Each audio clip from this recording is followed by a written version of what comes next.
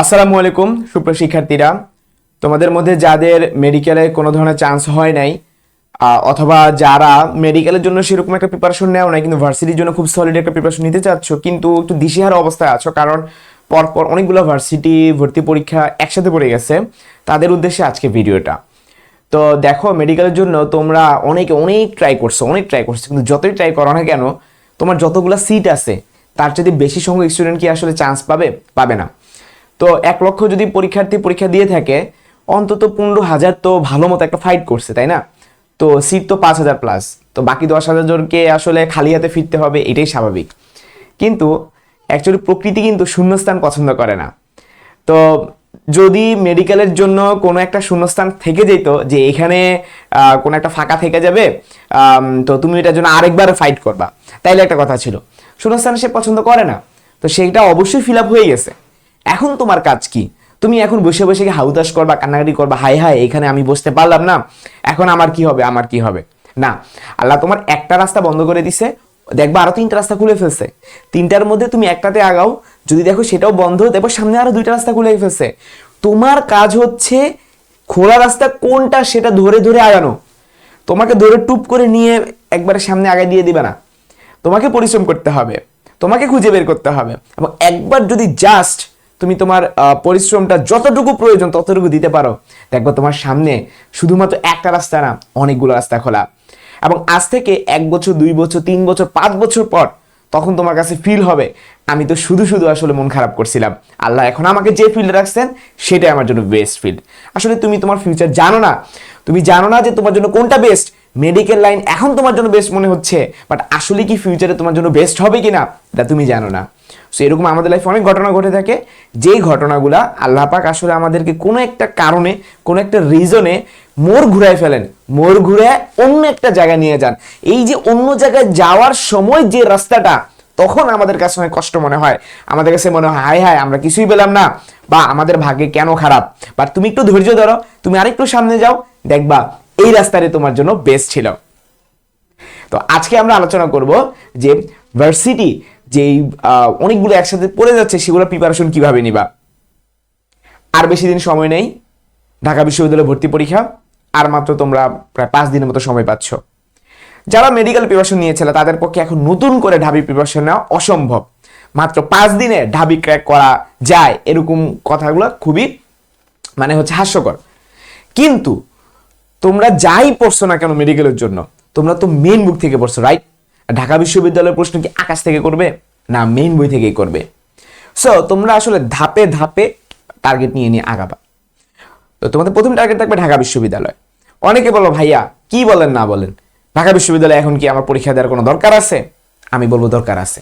কি রিজন বলতেছি। দেখো, ঢাবিতে তুমি পরীক্ষা দিবা, নট লাইক দ্যাট তোমাকে ঢাবিতে চান্স পাইতেই হবে এর জন্য। তুমি ঢাবিতে পরীক্ষা দিবা, অনেকগুলো রিজন আছে। নাম্বার 1, দেখো ঢাকা বিশ্ববিদ্যালয়ের প্রিপারেশনকে বলা হয় থাকে the mother of all varsity preparation. তুমি যদি ঢাবি প্রিপারেশন না নিয়ে তুমি যদি রাবির ভর্তি পরীক্ষা বসো, তোমার কিছুটা ইনকমপ্লিট থেকে যাবে। তুমি যদি ঢাবি প্রিপারেশন না নিয়ে তুমি এগ্রি বা জিএসসিতে বসো, কিছুটা ইনকমপ্লিট থেকে যাবে। কারণ এইটা এমন টাইপের প্রিপারেশন, এটা সব ভার্সিটিতে তোমার কাজে লাগবে। সো হতে পারে তুমি এখন ঢাবির জন্য যা পড়বে 5 দিনে, এই পড়ায় তোমার ঢাকা বিশ্ববিদ্যালয়ে চান্স হবে না, হতে পারে, কিন্তু এটা তোমার সামনে কাজে লাগবে। এখন তুমি যদি অলস হয়ে বসে থাকো এই 5 দিন, অথবা তুমি যদি এখন খুব দূরের একটা ভার্সিটির একটা প্রিপারেশন নিতে থাকো, ঠিক আছে, তোমার মধ্যে সেই স্পৃহাটা কাজ করবে না। তুমি যদি এখন থেকে এগ্রি প্রিপারেশন নিতে থাকো, তোমার মধ্যে হয়তো সেই স্পৃহাটা কাজ করবে না। সামনে যেটা আছে সেটা নিয়ে আগাও। চান্স হবে কি হবে না এটা নিয়ে এখন এত ভাবতেছো কেন? চান্স দেওয়ার মালিক আল্লাহ। অনেক তো পড়ছিলাম মেডিকেলের জন্য, হয়েছে? হয় নাই। কেন হয় নাই রিজন জানো না। পড়তে থাকো বাবা, যেটা কপালে আছে সেটাই হবে। ক্লিয়ার? তো এবার এখন আমরা দেখবো যে কিভাবে কি পড়াশোনা করা উচিত। এই যে অল্প কয়েকদিন সময় আছে, এই অল্প কয়েকদিন সময়ের মধ্যে কিভাবে কি পড়াশোনা করা উচিত, কি টাইপের আসলে পড়াশোনা করা উচিত না, স্কিপ করা উচিত, আমরা সেগুলো দেখব। প্রথমে চলো আমরা টাইমলাইনটা দেখে নেই যে হাতে কতদিন সময় আছে, কিভাবে কি প্রিপারেশন নেওয়া যেতে পারে।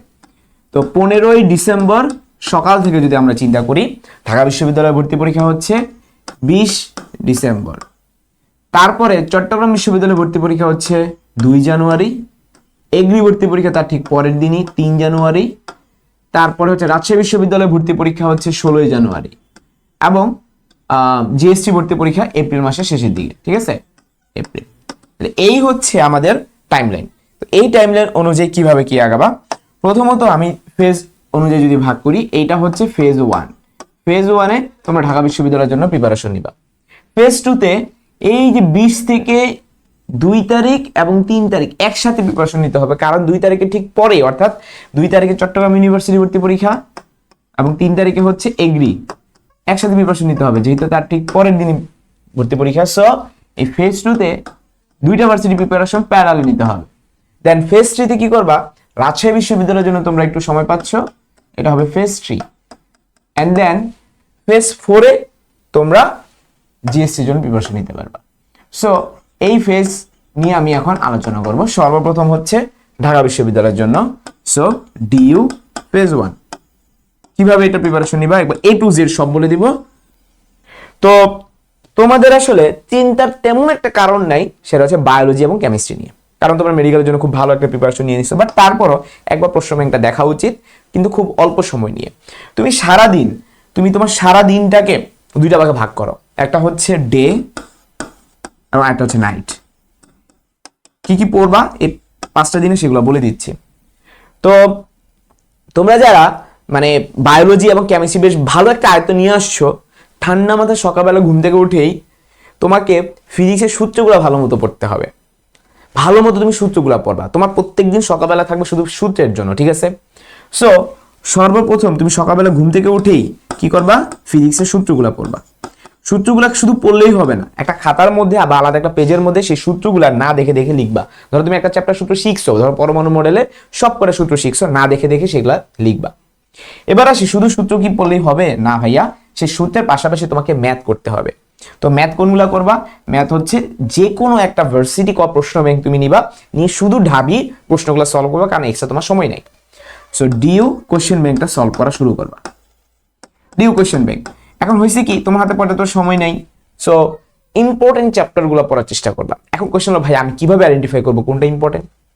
দেখো, ইম্পর্টেন্ট চ্যাপ্টারটা আইডেন্টিফাই করাটা এখন তোমার পক্ষে কোনো পর্যাপ্ত সময় নেই, তুমি ধরে ধরে আগাবা। আমি তোমাদেরকে কিছু সাজেশন দিয়ে দিচ্ছি, সেটা হচ্ছে মানে কোনগুলো মিস করাই যাবে না। ভেক্টর কোনোভাবে মিস করা যাবে না, নিউটনীয় বলবিদ্যা কোনোভাবেই মিস করা যাবে না, ঠিক আছে। তারপর হচ্ছে কাজ শক্তি কোনোভাবেই মিস করা যাবে না, এগুলো ভালো মতো পড়তে হবে ঢাকা বিশ্ববিদ্যালয়ের জন্য, এগুলো তোমাদের সাজেশন।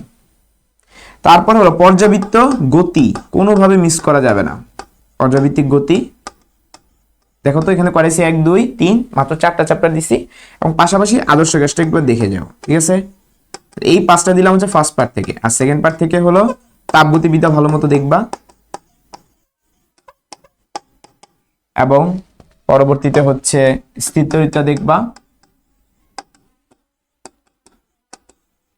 চলতরিৎ, এবং হচ্ছে আধুনিক পদার্থবিজ্ঞান।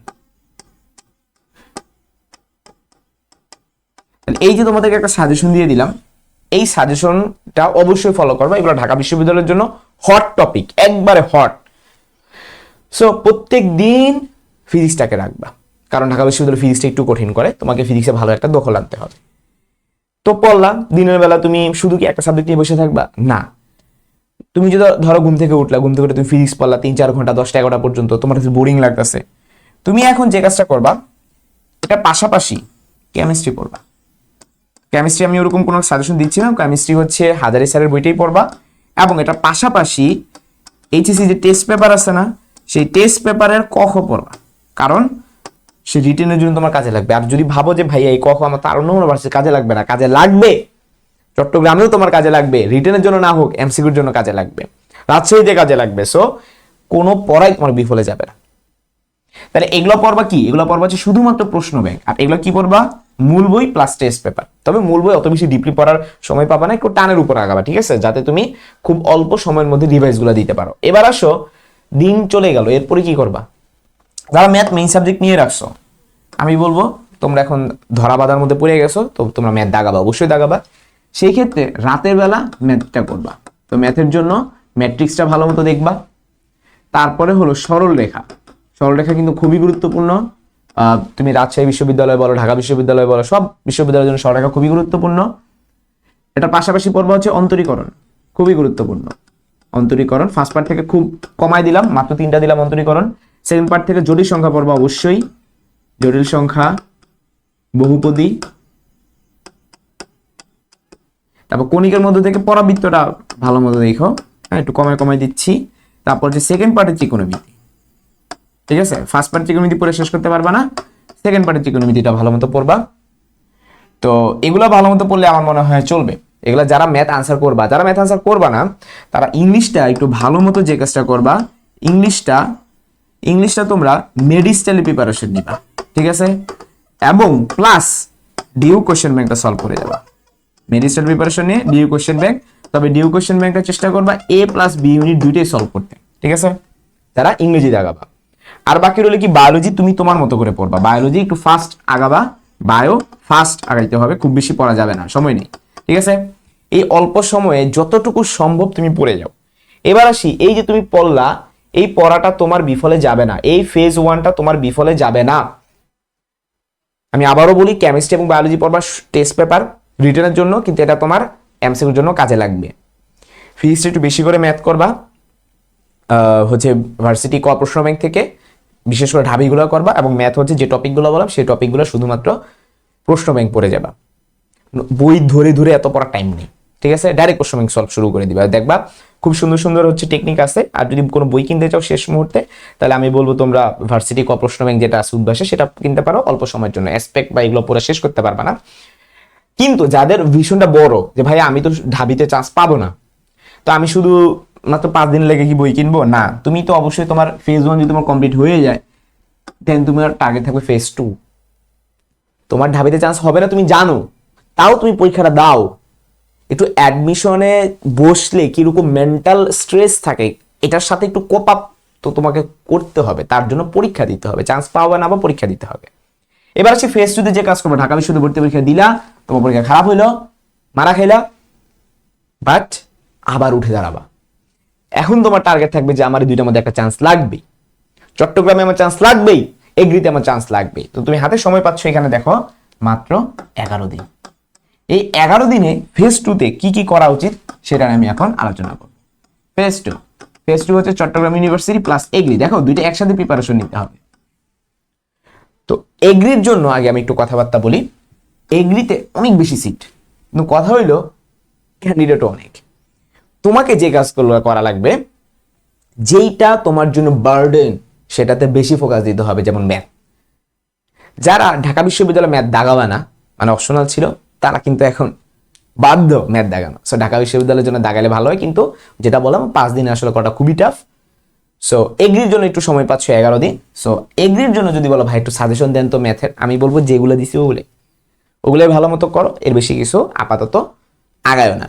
আর যদি তোমার কাছে মনে হয় যে তুমি এক্সট্রা 2-3 সময় পাচ্ছ, এটা পাশাপাশি তুমি ইন্টিগ্রেশনটা দেখে নিও, এবং হচ্ছে এটার পাশাপাশি তুমি গতিবিদ্যা স্থিতিবিদ্যার বেসিক ইকুয়েশনগুলো দেখে যাবা। তো আসি প্রিপারেশনটা টাইপ কিরকম হবে। সর্বপ্রথম ফিজিক্স, এগ্রি ফিজিক্সটা টোটালি আনপ্রেডিক্টেবল। 1 বছর কঠিন করে 1 বছর সহজ করে, 1 বছর কঠিন করে 1 বছর সহজ করে।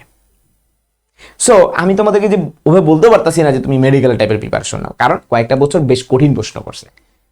আমি বলবো যে এগ্রি ফিজিক্সটা একটু কিছুটা ঢাবি স্টাইলে প্রিপারেশন, কিন্তু পাশাপাশি তোমাকে চ্যাপ্টার শেষে এমসিগুলো পড়তে হবে। আমি নর্মালি ভার্সিটির জন্য এগুলো পড়তে বলি না, কিন্তু এগ্রি প্যাটার্নটা না চেঞ্জ হয়েছে প্রতি বছর। সো চ্যাপ্টার শেষের এমসিকিউ পড়বা, কোন স্যারের, ইসাক বা তপন স্যার, যেই স্যারের ইচ্ছা, ঠিক আছে। চ্যাপ্টার শেষের MCQ plus agri question bank. Agri question bank হিসেবে তোমরা নেটওয়ার্ক বইটা কিনতে পারো, ঠিক আছে। এগ্রি কোশ্চেন ব্যাংকের জন্য নেটওয়ার্ক বইটা ভালো, এই বইটা তোমরা কিনে ফেলতে পারো। আর তুমি অ্যাসপেক্ট ফিজিক্স বা জয়কলি কিনো, ওটা আমাদের সব ভার্সিটির আছে, আমি রিকমেন্ড করবো ওইটাই কিনতে, ওইটাই কিনলে সবচেয়ে বেস্ট হয়। যাদের ইচ্ছা শুধু এগ্রি, তারা চাইলে নেটওয়ার্ক বইটা কিনতে পারো। এবার আসি ম্যাথ অলরেডি বলে ফেললাম যে যে সাজেশনটা দেওয়া আছে, সেই সাজেশন কি করবা, প্রশ্ন ব্যাংকটা সলভ করবা। কেমিস্ট্রির জন্য হাজারি স্যারের উপর কিছু নেই, এগ্রিতে হাজারি স্যারের উপর কিছু নেই। ম্যাথ আসবে, একটা দুটা ম্যাথ আসবে, কিন্তু ঢাবিতে যে ম্যাথগুলো আসে না। তো কেমিস্ট্রি চেষ্টা করবা কিছু ম্যাথ করে যেতে, ছোট ছোট ম্যাথ, ছোট ছোট গুলো করে যেতে, এবং প্লাস হাজারি স্যারের বইটা চ্যাপ্টার শেষে এমসিকিউ, ঠিক আছে, চ্যাপ্টার শেষের এমসিকিউ গুলো ভালো মতো দেখে। এবার আসি বায়োলজি। বায়োলজি তোমার সবচেয়ে বেশি মার্ক থাকবে বোটানি এবং জুলজি, পূর্ণ করে মার্ক থাকবে। তো এগ্রিতে আমি বায়োলজি যেটা খেয়াল করছি সেটা হচ্ছে যে তোমার ঢাবি স্টাইলে আসে অনেক কিছুই, এবং হচ্ছে একটু মোটামুটি প্রশ্ন করে, খুব ডিপ না, জাহাঙ্গীরনগর ডিউনিট যেমন খুব ডিপ প্রশ্ন করে সেরকম না, তোমার মোটামুটি একটা আইডিয়া থাকা লাগবে। তো সেই ক্ষেত্রে আমি বলবো মেডি স্টাইলে প্রিপারেশন নিবা, মেডি স্টাইল প্রিপারেশন নিবা, যেটা অলরেডি তোমাদের করা আছে। সো বেশি সময় তাহলে তোমার চলে যাবে হচ্ছে ফিজিক্সে এবং ম্যাথে, এবং সর্বশেষ হচ্ছে ইংলিশ যেটা মাত্র 10 মার্ক, কিন্তু এটাকে হেলাফেলা করা যাবে না। তোমরা মেডিকেলের জন্য আলাদা কোনো মানে ইংলিশ যেই বইটা কিনছিলে সেই বইটাই কি করবো এগ্রির জন্য পড়বা। এটা পাশাপাশি বিগত যে 10 বছরে যে ইংলিশ প্রশ্নগুলো আসছে সেগুলো একবার চোখ বুলাবা। তো এই ছিল আমাদের এগ্রির জন্য কথাবার্তা। এবার আসা যাক চট্টগ্রাম বিশ্ববিদ্যালয়ের জন্য কিভাবে প্যারালালি প্রিপারেশন নেবে। দেখো তোমার তো আলাদা টাইম নেই যে তুমি এগ্রির জন্য ভালো মতো প্রিপারেশন নিবা তারপর চট্টগ্রামের জন্য নিবা, না, তোমার ওরকম সময় নেই। দেখো চট্টগ্রাম বিশ্ববিদ্যালয়েও কিন্তু ইংরেজি আনসার করতে হয়। তো চট্টগ্রামের জন্য তুমি যে ফিজিক্সের প্রিপারেশন নিবা এটা আসলে এগ্রির সাথে দেখা যাবে যে কিছু মিল থাকবে, যেমন চ্যাপ্টার শেষে এমসিকিউ গুলা, এই এমসিকিউ গুলা কিন্তু তোমার চট্টগ্রামের জন্য কাজে লাগবে, ঠিক আছে। তো এগ্রি কোশ্চেন ব্যাংক সলভটা তুমি করলে এগ্রিটেক করো। চট্টগ্রামের ক্ষেত্রে চ্যাপ্টার শেষে এমসিকিউ আমার মতে এনাফ, চ্যাপ্টার শেষে এমসিকিউ ফিজিক্সের জন্য এনাফ, আর এক্সট্রা কোনো প্রিপারেশন দরকার নেই। এবার আসো ম্যাথের ক্ষেত্রে, এখানে চট্টগ্রামে একটা ফ্লেক্সিবিলিটি আছে। ফ্লেক্সিবিলিটি হচ্ছে যে তুমি ফিজিক্স কেমিস্ট্রি ম্যাথ বায়ো, মোট কটা সাবজেক্ট হলো 4টা। এই 4টা থেকে তুমি যে কোনো তিনটি তুমি দাগাইতে পারো। তাহলে ব্যাপারটা কি দাঁড়ালো, তুমি চাইলে ফিজিক্স স্কিপ করতে পারো, তুমি চাইলে ম্যাথ স্কিপ করতে পারো, ম্যাথ স্কিপ করেও তুমি ইঞ্জিনিয়ারিং সাবজেক্ট পাবা চট্টগ্রাম বিশ্ববিদ্যালয়। তো এই হচ্ছে কথাবার্তা। এখন আমি বলবো যে তোমার কাছে যেটা সহজ লাগে, তোমার কাছে যদি ফিজিক্স সহজ লাগে ফিজিক্স তো অবশ্যই দিবা, কারণ সব ভার্সিটি ফিজিক্স লাগবে, কেমিস্ট্রি তুমি অবশ্যই দিবা, ঠিক আছে। আর যদি তুমি বায়োলজি রিলেটেড সাবজেক্ট চাও তাহলে আমি বলবো বায়োলজি লাগাইতে, ক্লিয়ার। সেই ক্ষেত্রে তুমি একটু তাড়াতাড়ি লাগাইতে পারবা। আর ম্যাথের ক্ষেত্রে হয়েছে কি, ম্যাথ কিন্তু খুব কঠিন প্রশ্ন করে না। সো যারা হচ্ছে মানে একটু ম্যাথ পড়ে পুরো অভ্যস্ত হইতে চাও, কারণ এগ্রির জন্য কিন্তু ম্যাথ লাগবে, আমি বলবো তারা ম্যাথ দেখো। কারণ কি, আমি আরেকবার বলি, তোমাকে এগ্রির জন্য তো ম্যাথ দাগাতে হইতেছেই। তাহলে তুমি যদি এখন সিউর জন্য যদি তুমি বায়োলজি দাগাও তাহলে ব্যাপারটা কি দাঁড়াইলো, তোমার ম্যাথের উপর কিন্তু স্ট্রং প্রিপারেশন হচ্ছে না। অলরেডি বায়োলজি তো অনেক পড়ছো, আর কত পড়বা? তোমার মনে হয় তুমি এখন আরো বেশি করে পড়লে তোমার মার্ক বেশি বাড়বে না, কিন্তু ম্যাথে যদি তুমি একটু কাজ করো, ম্যাথে যদি একটু ভালো মতো পড়ো, আমার মতে কি তুমি ম্যাথে অনেক মার্ক বাড়াইতে পারবা। কিন্তু বায়োলজি তোমার যা পড়া তোমার স্যাচুরেশন হয়ে গেছে, আমাদের পড়াশোনার এই যে স্যাচুরেশন চলে আসছে, তুমি যতই পড়ো এখন বায়োলজি তেমন একটা বাড়বে না, কিন্তু ম্যাথের ক্ষেত্রে তোমার এটা বাড়ানোর একটা স্কোপ আছে, ঠিক আছে। সো আমি বলবো ম্যাথটা দাগালে ভালো হয়, বাট এটা তোমার ইচ্ছা, যেহেতু কোনো সাবজেক্টের উপর নির্ভর করতেছে না। সো তুমি চাইলে বায়োলজি দাগাইতে পারো, কিন্তু আমি রিকমেন্ড করবো ম্যাথ দাগালে তোমার এগ্রির জন্য ভালো হয়। আর যারা এগ্রি পরীক্ষা দিবা না তারা চোখ বন্ধ করে বায়োলজি দাগায়, ক্লিয়ার। এবার আসি পড়াশোনার প্যাটার্নটা কিরকম হবে। পড়াশোনার প্যাটার্নটা হবে এরকম যে ঢাকা বিশ্ববিদ্যালয়ের জন্য তুমি যেরকম তোমার প্রিপারেশনটাকে দুইটা ভাগে ভাগ করছো, ডে এর জন্য এই সাবজেক্ট, নাইটের জন্য এই সাবজেক্ট, ঠিক আছে, ঠিক সেম ভাবে এখানেও ভাগ করে নেবে। তবে একটা ঝামেলা হলো এখানে বাংলাও আছে। সো আমি বলবো ডে নাইটে তুমি একটা একটা করে রাখলে শেষ করা খুব টাফ হয়ে যাবে। সো আমি বলবো ডে এর জন্য তুমি ধরো ফিজিক্স রাখলা প্লাস কেমিস্ট্রি রাখলা, আর নাইটের জন্য তুমি ম্যাথ রাখলা প্লাস বায়োলজি রাখলা। এখন মাঝে মাঝে তোমাকে বাংলা পড়তে হবে। তো বাংলাটা হচ্ছে তুমি তোমার মতো করে টাইমকে হচ্ছে ভাগ করে নিয়ে দেখবা কোন জায়গাটায় আমার একটু ফাঁকা টাইম পাইছে, আমি বাংলাটা পড়ে ফেলবো। তো বাংলাটার ক্ষেত্রে আমি একটু বলে দিই তোমাদেরকে, বাংলাটার ক্ষেত্রে বাংলা প্রথম পত্রে বেশি গুরুত্ব দিবা, প্রথম পত্র, ঠিক আছে। যেমন হচ্ছে ফর এক্সাম্পল উপন্যাসের এমসি গুলো ভালো মতো পড়বা। এখন ভাইয়া কিভাবে পড়বো, তোমরা এইচএসসি যে যেমনি পড়ছিলে না, লাইন ধরে ধরে অমনি পড়বা, ঠিক আছে। তবে ওই একবারে বেশি পড়ার সুযোগ পাবা না, এই আর কি। আচ্ছা, উপন্যাস তুমি পড়বা। তারপর হচ্ছে কবিতা যতগুলো আছে কবিতাগুলা মূল ভাব ভালো মতো দেখবা। এখানে কবি পরিচিতি আসে না, সো কবি পরিচিতি স্কিপ করবা, বাট মূল ভাবগুলা কবিতা প্লাস মূল ভাবগুলা সেগুলো ভালো মতো দেখবা। এবং এটা পাশাপাশি প্রশ্ন ব্যাংক, অবশ্যই প্রশ্ন ব্যাংক দেখবা। প্রশ্ন ব্যাংক থেকে অনেক কিছু কমন পড়ে, তবে বাংলা দ্বিতীয় পত্র থেকে আমি দেখছি যে চট্টগ্রাম বিশ্ববিদ্যালয়ে কম আসবে অবশ্যই আসবে, কিন্তু ওই যে ওইরকম সমাস তারপর সন্ধি কারক ওগুলো খুব একটা আসে না। আসবে সেগুলো আসলে কি মূলত বিভিন্ন ধরনের ভুল ধরা, ঠিক আছে। যেমন বানান শুদ্ধিকরণ মানে আসে বেই, ঠিক আছে। তারপরে হচ্ছে তোমার হচ্ছে বাক্য, হ্যাঁ, বাক্য রিলেটেড, বাক্যে যত ধরনের ভুল আছে সেই ভুলগুলো খুঁজে বের করা। মানে মোট কথা হচ্ছে তোমার বেসিক যে হচ্ছে মানে বাংলা সেইগুলো তোমার লাগবে, অত বেশি আহামরি ব্যাকরণ খুব বেশি একটা লাগবে না, মানে অত আহামরি লাগবে না, তোমরা বেসিক গুলো দেখে যাবা। যেমন হচ্ছে বানান শুদ্ধিকরণ শিখতে গেলে তোমার সন্ধির অনেক কিছু জানা থাকা লাগে, ঠিক আছে। তো ব্যাকরণের মধ্যে আমি বলবো একটু সন্ধিটা একটুখানি দেখে নিবা, ঠিক আছে, সন্ধি দেখবা, সমাসটা টুকটাক দেখে নিবা, তারপর হচ্ছে এক কথায় প্রকাশ দেখে নিবা, ঠিক আছে। এগুলো জাস্ট মানে অত ডিপ লেভেলের প্রিপারেশন না, মানে একবার চোখ বুলে যাওয়া যাকে বলে সেগুলো হচ্ছে দেখে নিবা। এই ছিল আমার কথাবার্তা। আর ইংরেজির ক্ষেত্রে ইংলিশের ব্যাপারে যেই কথাটা সেটা হচ্ছে ইংলিশ কিন্তু প্যাসেজ দিবে, ইংলিশ হচ্ছে প্যাসেজ দিবে, হ্যাঁ, প্যাসেজ থেকেই তোমাদের এমসিকিউ আকারে সলভ করতে হবে। তবে এখানে বুঝতে পারতেছো যেহেতু এমসিকিউ আকারে থাকবে, সো প্যাসেজটা সবচেয়ে গুরুত্ব দিয়ে পড়তে হবে। তোমাকে অবশ্যই অবশ্যই ভোকাবুলারি স্ট্রং হইতে হবে। এখন এই অল্প কয়েকদিন ভোকাবুলারি স্ট্রং করার কি সময় আছে? নাই। সেই ক্ষেত্রে যে কাজটা করবো আমি বলবো, রাইট ফর্ম ভার্ব আছে না, রাইট ফর্ম অফ ভার্ব ভালো মতো দেখবা, তাইলে ভোক্যাবগুলো যেগুলো আসবে সেগুলো হচ্ছে যে কটা পারো আনসার করবা, বাকিগুলো ছেড়ে দিয়ে এসো, কিন্তু রাইট ফর্ম ভার্ব যাতে সব হয়। তারপর রাইট ফর্ম ভার্বের মধ্যে তোমার সবকিছু পড়ে যাচ্ছে, তোমার মডাল ভার্ব বলো, তারপরে হচ্ছে লিঙ্কিং, হ্যাঁ, এগুলো একটু ভালো মতো দেখে নিবা, রুলগুলো যেগুলো মেডিকেলের জন্য ভালো মতো পড়ছো। সো এই ছিল আমাদের চট্টগ্রাম বিশ্ববিদ্যালয় এগ্রির ফেস, এবং এই পরীক্ষা দিয়ে আসার পর ইনশাল্লাহ তোমাদের কোনো না কোনো একটা ভালো একটা রেজাল্ট চলে আসবে যে আমার অমুক জায়গায় চান্স হয়েছে। ভাইয়া তোমাদেরকে যেভাবে গাইডলাইনগুলো দিলাম এগুলো ভালো মতো ফলো করো, ইনশাল্লাহ চট্টগ্রাম বিশ্ববিদ্যালয়ের এগ্রি নিয়ে তোমার কোনো চিন্তা থাকবে না। এরপরে বাকি কি রইলো? রাজশাহী বিশ্ববিদ্যালয়, তাই না? এটাও ইনশাল্লাহ তুমি ক্র্যাক করতে পারবা। এখন রাজশাহী বিশ্ববিদ্যালয়ে কিন্তু অনেক বেশি প্রশ্ন, কারণ এখানে শিফট অনেক বেশি, সেটা প্রশ্ন ব্যাংক পড়া তোমার জন্য খুব টাফ। কিন্তু তুমি কিন্তু সময় পাচ্ছ, খেয়াল করে দেখো যে আমরা যে টাইমলাইনগুলো সেট করছি সেটার মধ্যে ফেজ 3-তে আছে কিন্তু রাজশাহী ইউনিভার্সিটি প্রিপারেশন। সেটা তুমি সময় কত পাচ্ছ? 3 জানুয়ারি থেকে শুরু করে 16 জানুয়ারি পর্যন্ত, অর্থাৎ মাঝখানে কিন্তু তুমি প্রায় 12 দিন সময় পাচ্ছ রাজশাহী বিশ্ববিদ্যালয়ের প্রিপারেশন নেওয়ার জন্য। তো এইটা যদি তুমি একা একা পড়তে যাও তুমি পারবা, কিন্তু এখানকার ফিজিক্স প্রশ্ন কিন্তু একটু টাফ করে, ফিজিক্স প্লাস ম্যাথ দুইটা কিন্তু একটু টাফ টাফ কোয়েশ্চেন করে, এগুলো একা একা পারাটা খুব টাফ। তো এই ক্ষেত্রে আমি তোমাদেরকে রিকমেন্ড করব, আমাদের ব্যাটার্স অফ বায়োলজির পক্ষ থেকে একটি কোর্স আমরা অলরেডি লঞ্চ করেছি। এই কোর্সটার প্রাইস ইজিলি কিন্তু 1000 টাকার মতো রাখা যেত, কারণ এখানে কিন্তু মানে ফিজিক্সের শুধুমাত্র একটা নির্দিষ্ট ভার্সিটির জন্য পড়ানো হবে না, এখানে চট্টগ্রাম বিশ্ববিদ্যালয়, রাজশাহী বিশ্ববিদ্যালয়, এগ্রি তিনটাই কভার করবে, এরকম ভাবে তোমাদেরকে পড়ানো হবে। তোমাদের যে প্রশ্ন ব্যাংকটা আছে, হ্যাঁ, তিনটা ভার্সিটিরই আলাদা আলাদাভাবে যে প্রশ্ন ব্যাংকগুলো আছে সে প্রত্যেকটারই প্রায় 15 বছর প্রশ্ন সলভ করে দিব। এই পুরো কোর্সে তোমরা 1500 প্লাস এমসিকিউ সলভ পেয়ে যাবা। এটার কোর্স ফি মাত্র 199 টাকা যদি তোমরা 22 ডিসেম্বরের মধ্যে ভর্তি হও। 22 ডিসেম্বরের পরে কিন্তু এই কোর্স প্রাইসটা 450 হয়ে যাবে, অর্থাৎ এটা অরিজিনাল প্রাইস হচ্ছে 450, আমরা এখন ডিসকাউন্ট রেখেছি, ডিসকাউন্টের প্রাইসে 199 টাকা তোমরা ভর্তি হতে পারো। এখানে কি পড়ানো হবে ভাইয়া?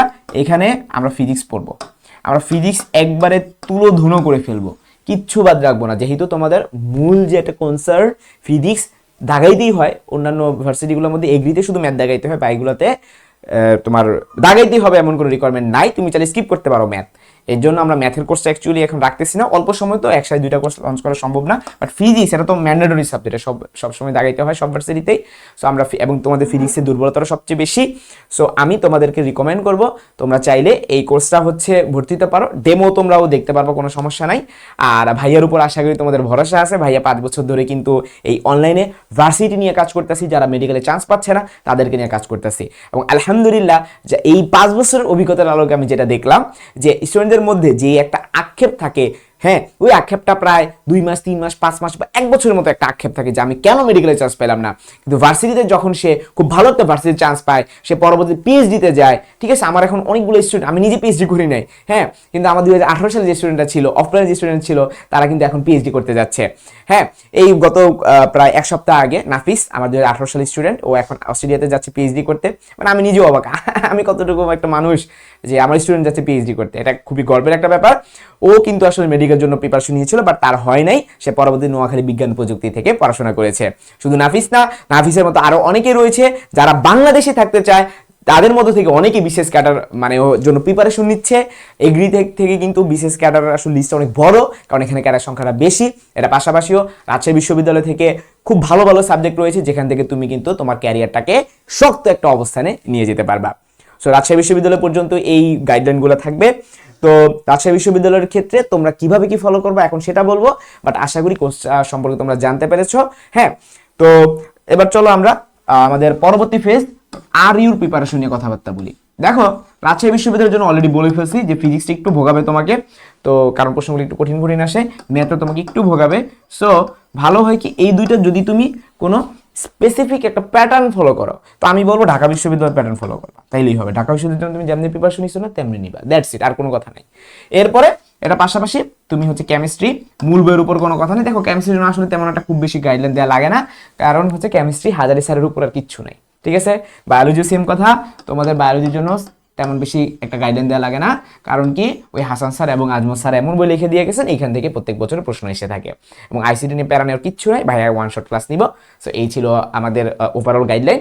এবং জিএসটি নিয়ে তোমরা এখনই চিন্তা করো না, জিএসটির ক্ষেত্রে যে কাজটা করবা আগে আরইউটা পরীক্ষাটা দিয়ে নাও, হ্যাঁ। তো আবারও বলি, এই যে আমি ফেজ ভাগ করে দিলাম, ফেজ অনুযায়ী প্রিপারেশন নাও, হ্যাঁ, ফেজ অনুযায়ী প্রিপারেশন নাও, তাহলে দেখবা তোমার প্রিপারেশন খুব সলিড হচ্ছে। তো আশা করি তোমরা রাজশাহী ইউনিভার্সিটির প্রশ্ন সলভ করতে থাকবে, এখন থেকেই সলভ করতে থাকবে। এমন না যে আমি রাবি পরীক্ষা অনেক পরে আমি রাবির প্রশ্ন সলভ করবো তখনকে গিয়া, না, তুমি এখন থেকে চ্যাপ্টার ওই সলভ করতে থাকো। যেমন ধরো ভাইয়া ভেক্টর পড়াইলাম, আমি কোর্সে যে কাজটা করবো ভেক্টরের মধ্যে তোমার হচ্ছে রাবির যত প্রশ্ন আসছে, চট্টগ্রামে যত প্রশ্ন আসছে, এগ্রি যত প্রশ্ন আসছে একবারে পড়াই দিব, ঠিক আছে। তাইলে হবে কি, তুমি রাবির তুমি যদি শুধু চট্টগ্রামে পরীক্ষা দাও তাও তোমার ইউনিভার্সিটির জন্য কাজে লাগবে, তুমি যদি এগ্রিতে পরীক্ষা দাও তাও তোমার ইউনিভার্সিটির জন্য কাজে লাগবে। মানে ব্যাপারটা এমন না যে এগ্রির প্রশ্ন এগ্রিতে দেয়, কেন রাবির অনেক প্রশ্ন তো এগ্রিতে দিতে পারে। আমার কথা কি ক্লিয়ার? একটা ভার্সিটির টাইপের প্রশ্ন আরেক ভার্সিটি দিতেই পারে, সো তোমাকে ওইরকম শক্ত একটা প্রিপারেশন নিয়ে যেতে হবে। সো ভাইয়া তোমাদের সাথে আছি, পরবর্তীতে আরো গাইডলাইন দিব জিএসটির জন্য, বাট তার আগে আমি চাই আর যাতে আমার থেকে গাইডলাইন না নেওয়া লাগে তোমার। আজকে যে গাইডলাইনগুলো আমরা হচ্ছে দেখলাম, সেখান থেকে যাতে তোমার ভালো একটা ভার্সিটিতে ভালো একটা সিট, ভালো একটা সাবজেক্ট যাতে তুমি পেয়ে যাও। সবার জন্য মন থেকে অনেক অনেক দোয়া রইল। আসসালামু আলাইকুম।